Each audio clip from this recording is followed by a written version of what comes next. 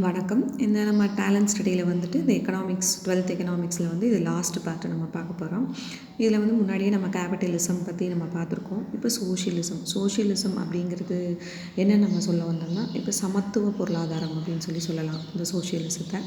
அப்போ இதுக்கு வந்து இதோட ஃபாதர் யார் அப்படின்னு கேட்டிங்கன்னா கார்ல் மார்க்ஸ் அப்படிங்கிறது தான் இதோட ஃபாதர். அப்போ சோஷியலிசங்கிறது என்ன அப்படின்னா, அந்த பிளானிங், ஓனர்ஷிப் எல்லாமே வந்து எல்லா எக்கனாமிக் ஆக்டிவிட்டீஸும் வந்து கண்ட்ரோல்டு பை கவர்மெண்ட் மட்டும்தான். கவர்மெண்ட்டு தான் எல்லாருடைய எக்கனாமிக் ஆக்டிவிட்டீஸையும் வந்து கண்ட்ரோல் பண்ணும். அப்போ அந்த மேஜர் இண்டஸ்ட்ரீஸ் எல்லாமே யார் கையில் இருக்கும்னா கவர்மெண்ட்கிட்ட மட்டும்தான் இருக்கும். அதனால் சோஷியலிசம் அப்படிங்கிறத வந்துட்டு அந்த எக்கானமி வந்து நம்ம பிளான்ட் எக்கானமி ஆர் கமாண்ட் எக்கானமின்னு சொல்லுவோம். எப்படி கேபிட்டலிசம் வந்து ஃப்ரீ எக்கானமி, மார்க்கெட் எக்கானமின்னு சொல்கிறோமோ அது மாதிரி சோஷியலிசத்துக்கு இன்னொரு நேம் வந்து planned economy or command economy அப்படின்னு மீனிங். நெக்ஸ்ட்டு பார்த்திங்கன்னா இந்த சோஷியலிசம் வந்து எல்லாமே, அதாவது ரிசோர்ஸஸ் எல்லாமே operated by the government. Public welfare வந்துட்டு மெயின் மோட்டிவாக இருக்கும் எல்லா எக்கனாமிக் ஆக்டிவிட்டீஸ்க்கும் பின்னாடி. அப்போ என்னாகும், டிஸ்ட்ரிபியூஷன் ஆஃப் இன்கம், வெல்த்து, அதாவது சொத்தும் அவங்களுக்கு வருவாயும் எல்லாமே ஈக்குவலாக தான் இருக்கும் மக்களிடையே. அவங்களுக்கு எல்லா மக்களுக்கும் ஈக்குவல் ஆப்பர்ச்சுனிட்டிஸ் தான் கொடுக்கப்படும். அப்போ இது வந்து என்னென்னா கம்யூனிஸ்ட் கண்ட்ரி அப்படின்னு சொல்லி நம்ம சொல்லுவோம். அதுக்கு எக்ஸாம்பிள் வந்து Russia, China, Vietnam, Poland, Cuba இதெல்லாம் வந்து சோஷியலிஸ்ட் கண்ட்ரிக்கு எக்கனாமி. அப்போ என்னென்னா அங்கே வந்து எல்லாருக்குமே ஈக்குவலான சொத்தும் வருவாயும் தான் இருக்கும். ரொம்ப அதாவது ஏன்னா கம்யூனிசம் அப்படிங்கிறதே வந்துட்டு எல்லா ஆக்டிவிட்டீஸுமே கவர்மெண்ட்டு தான் கண்ட்ரோல் பண்ணியிருப்பாங்க. அப்போ இதோடைய நமக்கு வந்துட்டு என்ன அதோட ஃப்யூச்சர்ஸ் என்னன்னு சொல்லி பார்க்கலாம். இது வந்து என்னென்னா public ownership of means of production. இந்த ப்ரொடக்ஷன் எல்லாமே என்னென்னா நேஷ்னலைஸ்டு பண்ணி எல்லா ரிசோர்ஸஸும் கவர்மெண்ட் கிட்ட இருக்கும். அதனால் ஃபேக்டர்ஸ் ஆஃப் ப்ரொடக்ஷன் எல்லாமே நேஷ்னலைஸ்டாக தான் இருக்கும். அதாவது கவர்மெண்ட் கண்ட்ரோலில் மட்டும்தான் இருக்கும். கவர்மெண்ட்டு தான் ஓனர் அதுக்கு. அப்போ பிளானிங் அப்படின்னு பார்த்திங்கன்னா இது வந்து சென்ட்ரல் பிளானிங். இது வந்து இன்டெக்ரல் பார்ட்டே வந்துட்டு என்னென்னா பிளானிங் தான். ஏன்னா எல்லா டெசிஷன்ஸுமே என்னென்னா சென்ட்ரல் அத்தாரிட்டி, அதாவது கவர்மெண்ட் மட்டும்தான் எடுப்பாங்க. Maximum social benefits. அப்போ எல்லா எக்கனாமிக் ஆக்டிவிட்டீஸும் வந்து பிரின்சிபல் கைடு என்ன பின்னாடி பார்த்திங்கன்னா அதோடைய பிரின்சிபல் என்ன ஒரு ஐடியா அப்படின்னு பார்த்திங்கன்னா சோஷியல் வெல்ஃபேர், மக்கள் நலனுக்காக மட்டுமே தான் இருக்கும். பெனிஃபிட்ஸ் வந்து அதே மாதிரி சொசைட்டியில் ஈக்குவலாக டிஸ்ட்ரிபியூட் ஆகிடும். நான் எக்ஸிஸ்டன்ஸ் ஆஃப் காம்படிஷன். அப்போ எல்லாமே கவர்மெண்ட் கையில் இருக்கிறதுனால அங்கே எதுவுமே இப்போ தனியார் துறையில் இருக்கக்கூடிய அந்த போட்டி பொறாமைகள் அங்கே இருக்காது. அதுக்கப்புறம் ப்ரைஸ் மெக்கானிசம் பார்த்திங்கன்னா இப்போ அது வந்து ப்ரைவேட் கேபிட்டலிசத்தில் வந்து ப்ரைஸ் மெக்கானிசம் வந்து ரொம்ப இம்பார்ட்டன்ட். ஏன்னா ப்ரைஸ் தான் அங்கே எக்கனாமிக் ஆக்டிவிட்டீஸை டிசைட் பண்ணும். இங்கே வந்து அப்படி கிடையாது. ஏன்னா எல்லாமே கவர்மெண்ட் கிட்ட இருக்கிறதுனால ப்ரைஸ் மெக்கானிசம் வந்து இங்கே பெரிய ஒரு இம்பார்ட்டன்ஸ் இல்லை. அப்போ இன்கம் எப்படி இருக்கும், அங்கே வந்து அன்ஈக்குவல் டிஸ்ட்ரிபியூஷன், இங்கே ஈக்குவல் டிஸ்ட்ரிபியூஷன் ஆஃப் இன்கம். அதே மாதிரி ஆப்பர்ச்சுனிட்டிஸும் ஈக்குவல் தான் இருக்கும். அப்போ கிளாஸ் அங்கே வந்து ஈக்குவாலிட்டிங்கிற போது என்னென்னா சர்ச்சை அந்த கிளாஸ்க்குள்ளார ஒரு upper class, lower class, rich வரக்கூடிய சண்டைகள் அங்கே இருக்காது. அப்போ மெரிட்ஸ் என்ன அப்படின்னு பார்த்திங்கன்னா இன்ஈக்குவாலிட்டிஸ் வந்து அங்கே எதுவுமே இருக்காது. ஏன்னா எல்லாத்துக்குமே அதாவது என்னென்னா யார்கிட்டையுமே ப்ரைவேட் ப்ராப்பர்ட்டி இருக்காது. அதை வச்சு சுரண்டுதல் அங்கே இருக்காது.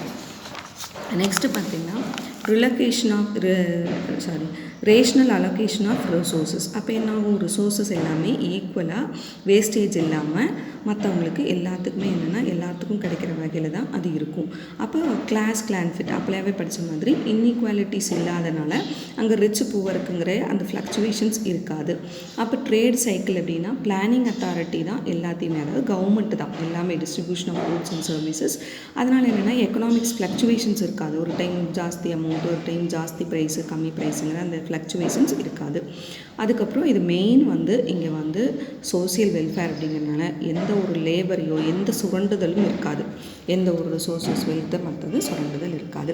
நெக்ஸ்ட்டு பார்த்திங்கன்னா மிக்சடு எக்கானமி அப்படிங்கிறது என்னென்னா இந்த கேபிட்டலிசம், சோஷியலிசம் ரெண்டையும் சேர்த்தது. அதாவது coexistence of public and private sector. இங்கே வந்து பப்ளிக்கும் இருப்பாங்க, ப்ரைவேட்டும் இருப்பாங்க.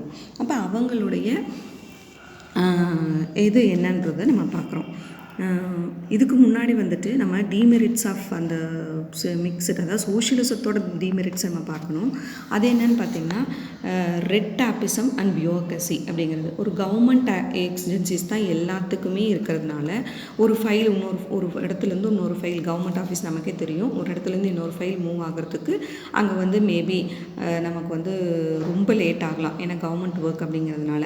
அப்போ என்ன ஆப்சன்டீஸ் ஆஃப் இன்சென்டிவ். இப்போ நம்ம ப்ரைவேட் கன்சர்னில் நல்லா வேலை செய்கிறவங்களுக்கு பண்ணுறதுக்கு இன்சென்டிவ் தருவாங்க. அந்த மாதிரியெல்லாம் இங்கே எதுவுமே இருக்காது. அதுக்கப்புறம் ஃப்ரீடம் வந்து லிமிட்டடாக தான் இருக்கும். அப்புறம் பவர் வந்து யார்கிட்ட இருக்கும், ஒன்லி கவர்மெண்ட் மட்டும்தான் இருக்கும். அதனால் என்னாகும், சம்டைம்ஸ் வந்து அந்த கவர்மெண்ட் வந்து நல்லா இல்லை அப்படிங்கிற பட்சத்தில் அவங்க மிஸ்யூஸ் பண்ணப்படலாம். இது வந்து டீமெரிட்ஸ் சோஷியலிசத்தோட. நெக்ஸ்ட் வந்து நம்ம மிக்சட் எக்கானமிக்கு போகலாம். முன்னாடி சொன்ன மாதிரி தான் ரெண்டும் சேர்த்தது தான் மிக்சட் எக்கானமி. அதுக்கு எக்ஸாம்பிள் வந்து நம்ம கண்ட்ரி தான். இந்தியா தான் main country. India, England, France, Brazil வந்து மிக்சட் எக்கானமி. ஏன்னா இங்கே வந்து பப்ளிக் அண்ட் ப்ரைவேட் ஓனர்ஷிப் கையில் ரெண்டுமே இருக்குது. அப்போ ஃப்யூச்சர்ஸ் என்ன அப்படின்னு பார்த்தீங்கன்னா, ownership of property and means of production. அப்போ அதில் வந்துட்டு அந்த என்ன இருக்கும், பப்ளிக் ப்ரைவேட் ரெண்டு பேர்த்துக்கிட்டையுமே பர்ச்சேசிங், அது யூஸு, ட்ரான்ஸ்ஃபர் பவர் எல்லாமே அவங்கக்கிட்ட இருக்கும். ரிசோர்ஸஸை ட்ரான்ஸ்ஃபர் பண்ணுறது எல்லாமே. அப்போ coexistence of public and private sector. இங்கே வந்து என்னென்னா எல்லா இண்டஸ்ட்ரீஸும் வந்து ஆக்டிவிட்டீஸ் வந்து ப்ரைவேட் வந்து ப்ராஃபிட்டுக்காகவும், பப்ளிக் செக்டார் வந்து சோஷியல் வெல்ஃபேருக்காகவும் வச்சுருப்பாங்க இண்டஸ்ட்ரீஸு. எக்கனாமிக் பிளானிங் வந்து என்னென்னா, சென்ட்ரல் கவர்மெண்ட்டு தான் இங்கே பிளானிங் எல்லாம் கொண்டு வரும்.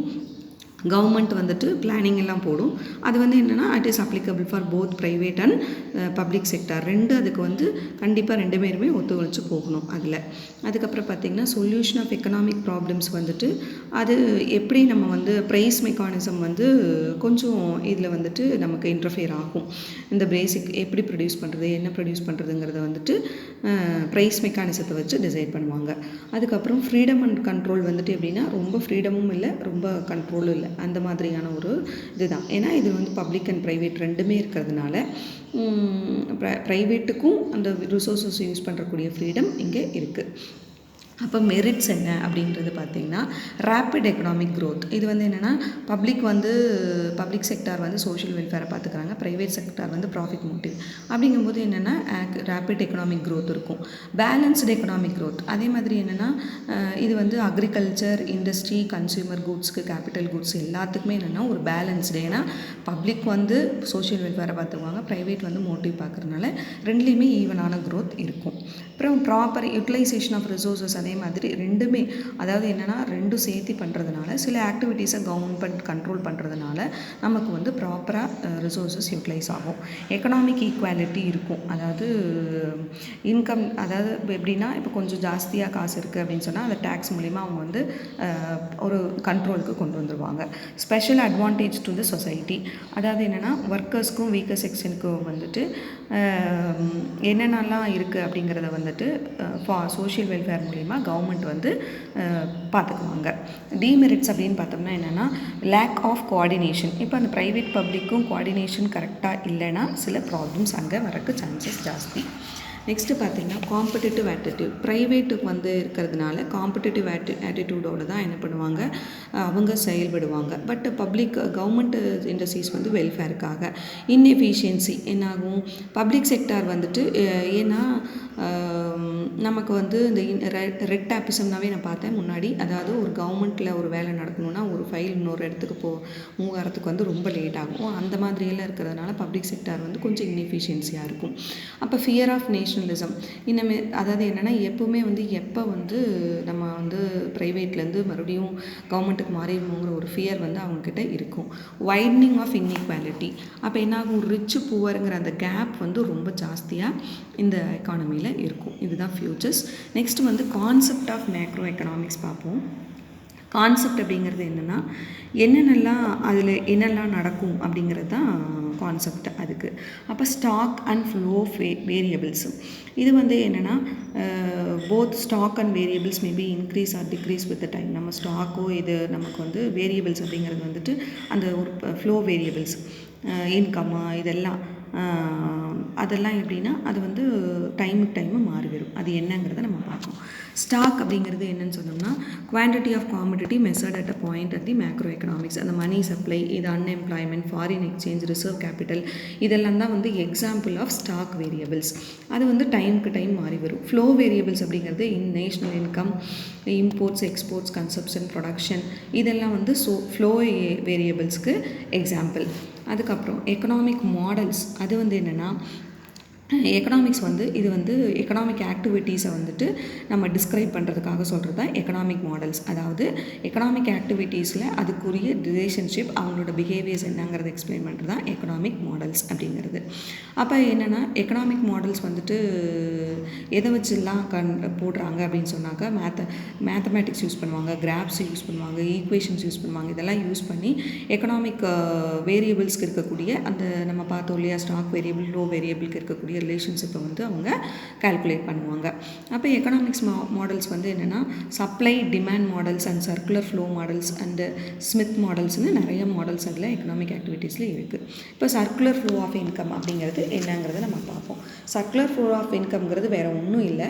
நம்ம வந்துட்டு அதாவது அந்த கூட்ஸ் அண்ட் சர்வீசஸ் வந்து எப்படி வந்து டிஸ்ட்ரிபியூட்டட் ப்ரொடக்ஷன் வந்து டிஸ்ட்ரிபியூஷனுக்கு போகுது அப்படிங்கிறது தான் நம்ம சர்க்குலர் ஃப்ளோ ஆஃப் இன்கம். அப்போ அந்த ஃப்ளோம்போது யார் யாருக்கெல்லாம் இன்கம் கிடைக்குது எப்படிங்கிறத பார்க்குறோம். அதில் வந்து 3 மாடல்ஸ் இருக்குது. அந்த 3 மாடல்ஸ் என்னென்னு பார்த்தீங்கன்னா 2 sector model, 3 sector model, 4 sector model. 3 sector model 2 sector model என்னங்கிறது பார்த்தீங்கன்னா ஹவுஸ் ஹோல்டுக்கும் ஃபிம்ஸ் செக்டார், அதாவது கூட்ஸை வந்து ஃபிம்ஸ் ப்ரொடியூஸ் பண்ணுறாங்க, அதுக்கப்புறம் என்ன பண்ணுறாங்க, அதை ஹவுஸ் ஹோல்டுக்கு விற்கிறாங்க. அப்போ அங்கே வந்து சில ஹவுஸ் ஹோல்டு தான் என்ன பண்ணுது, நமக்கு லேண்ட், லேபர், கேபிட்டல், ஆர்கனைசேஷன் எல்லாமே கொடுக்கறது வந்து ஹவுஸ் ஹோல்டு தான். இப்போ இவங்க 2 பேர்த்துக்கு நடக்கிறது, ஒரு கூட்ஸ் ப்ரொடியூஸ் ஆகுது, அதை வந்து வீட்டில் இருக்கிறவங்க வாங்குறாங்க. இது வந்து 2 செக்டார் இன்கம்னு அர்த்தம். அதே 3 செக்டார் அப்படிங்கிறது என்ன அப்படின்னு சொல்லி பார்த்தீங்கன்னா இதில் வந்துட்டு என்னென்னா கவர்மெண்ட் வந்துட்டு 2 செக்டார் இன்கம் பார்த்தோம். நம்ம வந்து கவர்மெண்ட்டுக்கும் கவர்மெண்ட் இல்லை, ஹவுஸ் ஹோல்டுக்கும் ஃபிம்முக்கு இடையில் நடக்கிறது. அதே மாதிரி 3 செக்டார் அப்படிங்கிறது என்னென்னு பார்த்தீங்கன்னா கவர்மெண்ட்டோட இன்டர்வென்ஷன். அதில் கவர்மெண்ட் வந்து சில பாலிசிஸ் போடுவாங்க இல்லையா, அதே வந்து நம்ம வந்து கவர்மெண்ட் என்னென்னு சொல்லலாம்னா அது வந்து ஹவுஸ் ஹோல்டு, கவர்மெண்ட், ஃபிம்ஸ் அந்த 3த்துக்கு நடக்கிறதுக்கு இடையில் வந்து சர்க்குலர் ஃப்ளோ ஆஃப் இன்கம் வந்து 3 செக்டார்னு சொல்கிறோம். அதே வந்து 4 செக்டார் எக்கானமி அப்படின்னு பார்த்தீங்கன்னா கவர்மெண்ட்டு, ஹவுஸ் ஹோல்டு, அதுக்கப்புறம் ஃபிம்மு, மறுபடியும் ரெஸ்ட் ஆஃப் தி வேர்ல்டு நம்ம பண்ணக்கூடிய எக்ஸ்போர்ட், இம்போர்ட், இது 4ஐயும் சேர்த்தது வந்துட்டு 4 செக்டார் எக்கானமி. சரியா?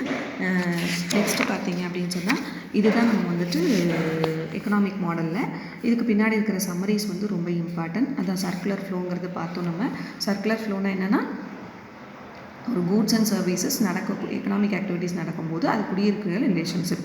2 செக்டாருங்கிறது ஃபிம்முக்கும் ஹவுஸ் ஹோல்டுக்கும், 3 செக்டாருங்கிறது கவர்மெண்ட் அதுக்குள்ளே வந்து டேக்ஸ் போடுறது, அதுக்கப்புறம் 4 செக்டாருங்கிறது எக்ஸ்போர்ட் அண்ட் இம்போர்ட் பண்ணும்போது இன்னொரு இன்டர்நேஷ்னல் கண்ட்ரி வந்து உள்ள வருது. இது நான் புரிஞ்சிருக்கும்னு நினைக்கிறேன். ஸோ இது புரிஞ்சிருந்தால் சப்ஸ்கிரைப் பண்ணுங்கள்.